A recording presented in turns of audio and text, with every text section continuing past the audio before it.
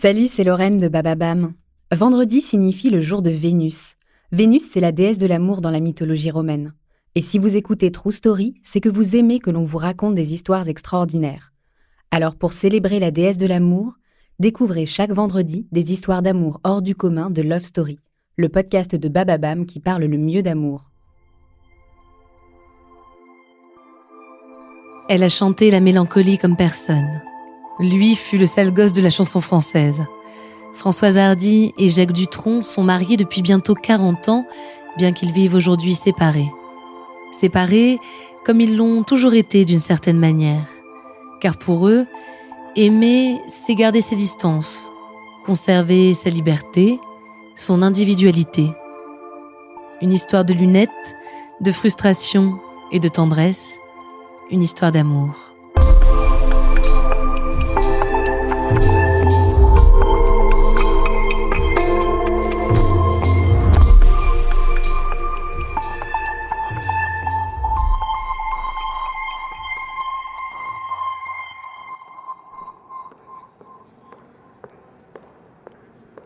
« 1965, Paris. Françoise Hardy est venue rendre visite à son directeur artistique. Dans le bureau, un jeune homme est déjà présent, un certain Jacques Dutronc. Il porte des lunettes aussi épaisses qu'un fond de bouteille et son visage est recouvert de boutons.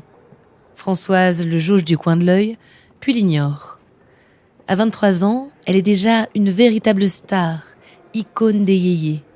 Son titre « Tous les garçons et les filles » l'a rendue populaire au-delà des frontières françaises. Françoise est l'enfant sage des yéyés. Timide, douce et incroyablement belle.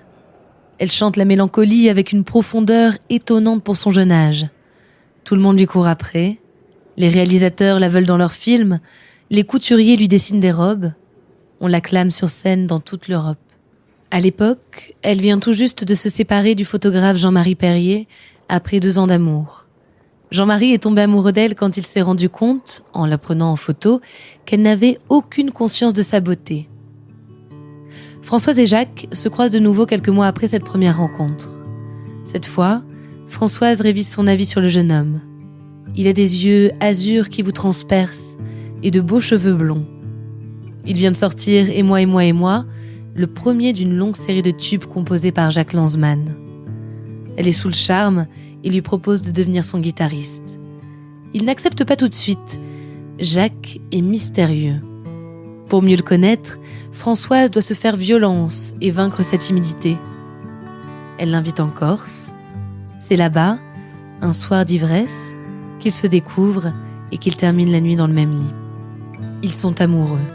Quand ils sont ensemble en studio, leur complicité est évidente, comme ce jour où ils enregistrent une chanson jamais éditée par la suite.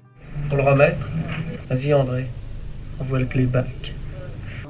Hardy, Trondi, Dutry, Ardon, Hardy, Dutron. Tu peux pas retendre ta peau, la caisse claire, parce que tu sais, dans les trucs, quand tu tapes, ça fait moche. Comment ça se fait que moi j'ai pas du tout de retour? J'entends la voix de Jacques Et moi, je l'entends pas ce qu'elle chante. C'est important. Heureusement d'ailleurs. Mais Françoise et Jacques passent peu de temps ensemble, parce qu'ils sont pris par leurs carrières respectives, mais aussi car Jacques souhaite garder cette distance. Il se méfie du mariage autant qu'il se méfie des femmes, comme il le démontre dans une interview à la télévision suisse. Je ne sais pas, je suis contre le mariage de toute façon. Pourquoi? Parce que je suppose que si on a envie de vivre avec quelqu'un, on n'a pas besoin d'avoir des témoins. Enfin, ça ne regarde que la personne en question et soi-même. Enfin, bon.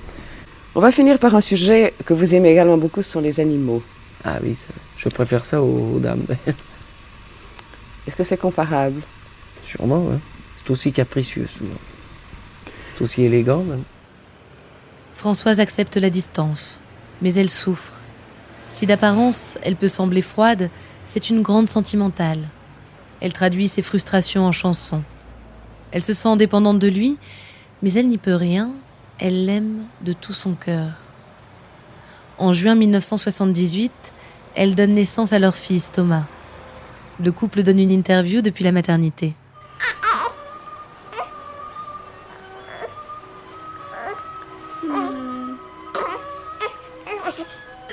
Ça change quand même beaucoup de choses. Je serais obligé d'aller fumer le cigare ailleurs, au fond à gauche, là dans la coin que vous connaissez tous. Il y a quelques années, Jacques Dutronc, vous avez sorti, vous avez inventé un piège à filles. Oui. Est-ce que vous allez transmettre ce secret à votre fils? Autrement dit, est-ce que vous allez lui apprendre? J'espère. Je voulais le vendre, je voulais le vendre et en fait je l'ai gardé. Je pense qu'il s'en servira. C'est pas du tout usé, je pense. Après la naissance de Thomas, Françoise et Jacques vivent séparés pendant encore 1 année. Elle finit par lui demander d'emménager ensemble, sinon il ne l'aurait pas proposé, dit-elle. Mais même proches, ils gardent leur indépendance. Ils vivent dans des étages séparés. Jacques a des aventures. En 1974, sur le tournage de L'importance est d'aimer, il a une liaison avec Romy Schneider. Françoise est blessée, mais elle encaisse, comme toujours. Comme ce jour où elle fait une fausse couche et que Jacques se réjouit, comme le jour de leur mariage, en 1981. J'étais très antipathique Ah bon parce que sur le pas de la porte, Jacques m'annonce que on allait à la mairie, mais que tous les invités qui étaient venus spécialement de Paris, des amis qui étaient venus de Paris, restaient à la maison. Non, mais on s'est disputé. Il voulait pas que ses amis assistent, alors qu'ils étaient là pour ça. Ils étaient là pour assister à notre engagement. Et puis, l'autre mauvais souvenir que j'ai, c'est que comme il y avait ses amis d'un côté, les miens de l'autre, toute la soirée, il l'a passée avec ses amis et moi avec les miens. Donc, je comptais bien revenir de Corse avec lui.